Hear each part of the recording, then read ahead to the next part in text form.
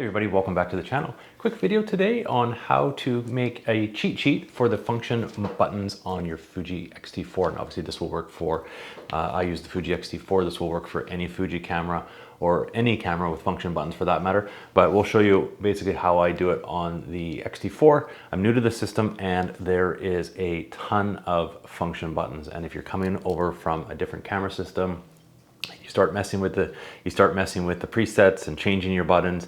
You forget kind of what and where you've put a lot of the function buttons that you think you're wanting to use. So until you kind of get a good, muscle memory of and remembering where all of these function buttons assignments are, this little tip is I find handy that I kind of created to take along with me to be able to find where my custom function buttons are. Now, you can always view your custom function button placements. When you turn on your camera, you can hold down on the back display back button and it shows up a full menu of all of your function buttons. You can scroll down. This is where you would select and assign the certain functions. So it basically tells you what is there.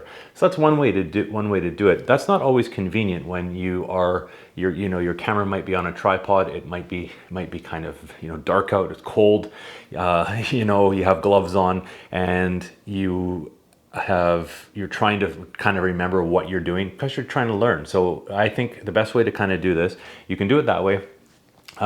You can also if you wanted to carry around in your camera bag the manual, the default buttons, if you do have the Fuji X-T4 manual handy, the function buttons are labeled 254, 255. Those will have the presets that come out of the box on there. But obviously if you've changed something, this is going to be no good. So obviously the manual is not always the handiest thing to carry around when you're out taking pictures. It's quite large, so it takes up a lot of space.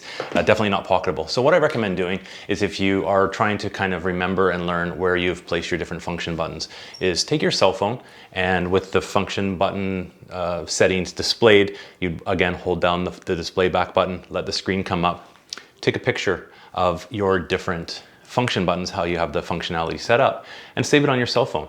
Now you can either keep it on your cell phone like that, so you can just reference back to a picture. But what I find handy, because you don't always have your cell phone handy if you're out, it might be in your bag, something like that, is to take that image, just email it to yourself. That's probably the easiest way.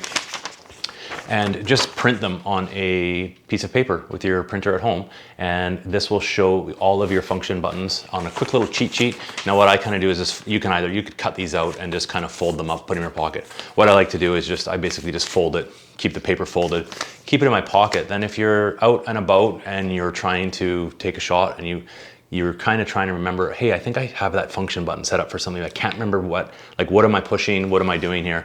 This is kind of a handy way to reference, pull it out of your pocket, take a look, and you will see what you are trying to adjust. Now, obviously the buttons just do show the little icons for it. So you have to kind of, they're pretty easy to understand. So you'll know what is set there. It's more for a reminder of where you've put these settings after you've gone through and adjusted your function buttons. So hopefully that does help. It helps me kind of along. I don't cut it out on mine. What I kind of do, if I've changed something, I reprint it. And then if I'm ever out and about and I want to write something down, like, hey, cross this button out, change this, I never use it, or something like that. Or if I want to learn something more about a certain function that I've assigned to the button, I'll just kind of write it on the piece of paper, and then I can come back and remember that I want to take a little bit further or change something on my camera when I get back in front of my computer at my desk.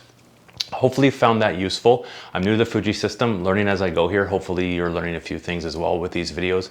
I find that's a lot of fun. I'm learning a lot by answering your questions. So if you did have questions about the function buttons or about anything to do with the Fuji X-T4, I would be happy to answer them. You just have to leave me a comment down below. I will either answer it in the comment section, or if I'm able to film a video about it, I will definitely film a video about it. And I appreciate everybody's questions that's come in so far.